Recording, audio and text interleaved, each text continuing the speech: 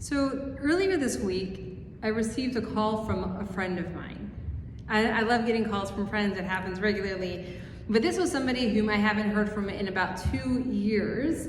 She is a Methodist minister in Jacksonville, and between her having a new baby, me moving, COVID, and 20 million other things, I had every intention of talking to her and she of me, and then time passes and things happen. What was fascinating about the call, though, was the question she called to ask me about was asking me to explain a verse for her in Deuteronomy, which referenced a verse in the book of Luke. And as we were talking, Luke had referred to, or the author of the book of Luke referred to a ceremony that was referenced in the book of Deuteronomy.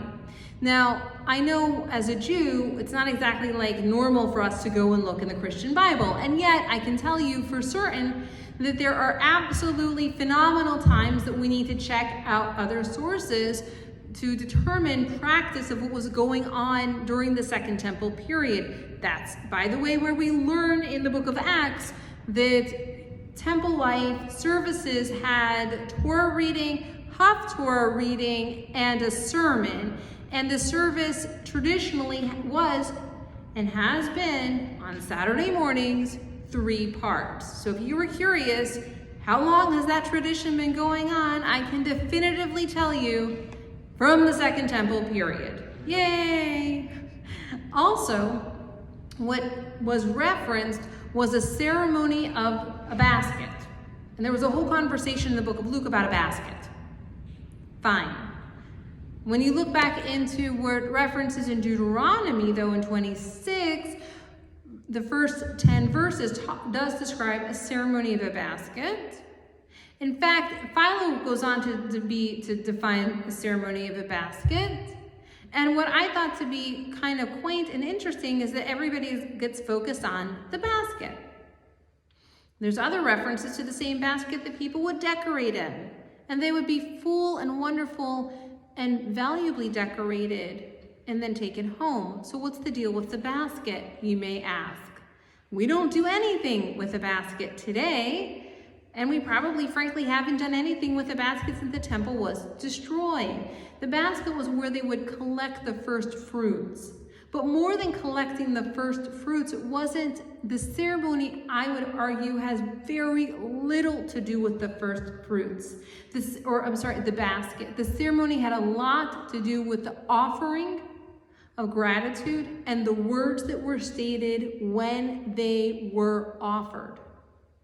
The words went something like this, and I'm going to loosely quote, "I am a stranger, I am not from here, and I'm offering the fruits."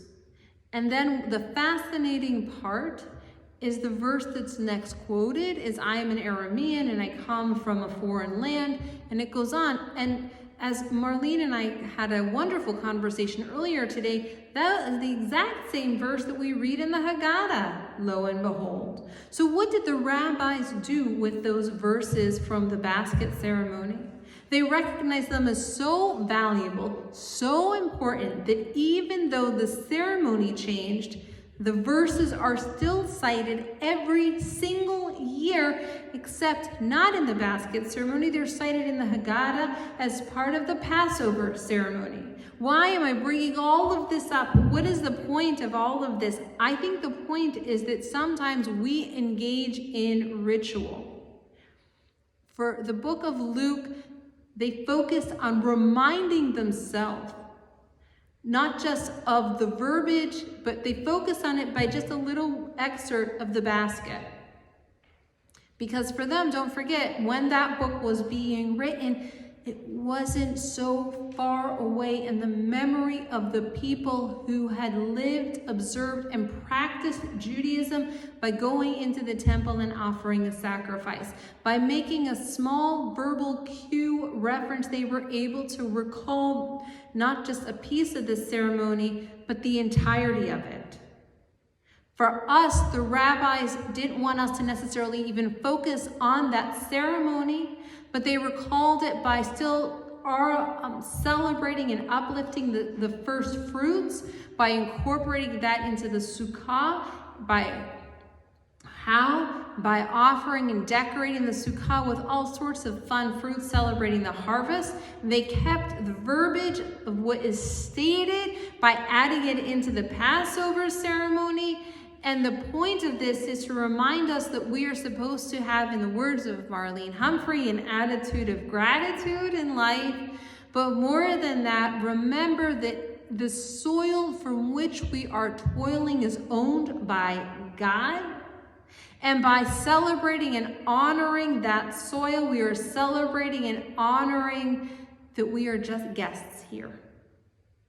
That our time, we are like grass, we come and we go, and everything that we get from the land is a gift, because we are guests, and we need to celebrate the earth for what it gives, the bounty that it offers, and treat it like guests do.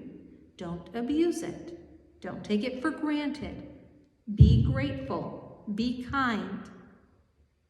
Because the next thing that it reminds us of, the very next verse, part of the ceremony, is remembering that we were slaves in Egypt. And remembering that God brought us out, not Moses, God brought us out. And so it reminds us further to have deep faith in God. That even as we go through struggles, God will bring us through. What's even more fascinating about this ceremony is that there's a proscriptive verse that goes along with it.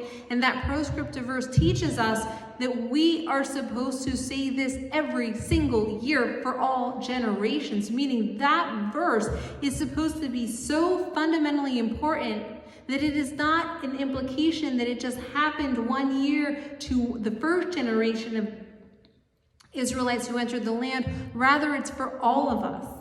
We are all strangers in the land, and we all need to recognize that there are times when others may feel as if they are strangers too. How does it feel to be a stranger? How does it feel to be different? How does it feel to be a widow, an orphan, somebody who's struggling and poor? The ceremony itself has a role, and the role is to remind us to take care of those of us who are on the margins. And sometimes we engage in ceremonies annually to remind us of things that, well, absolutely obvious, can easily be forgotten by going through and doing things every single day as if it is the same.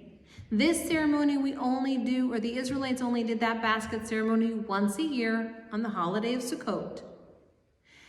To honor and remember it, when the temple was destroyed, the rabbis incorporated it and did not ever want to forget the lesson that that ceremony brought. They didn't want us to forget that we need to have an attitude of gratitude, that we need to take care of the earth, because from the earth we will receive all life, and that we need to remember to take care of the poor, the widow, and the orphan, for we were strangers. Lessons which I find even in 2022, or maybe even more so in 2022.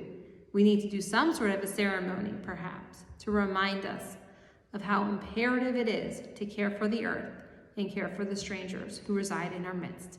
Kenny Ratzon, may this be God's will.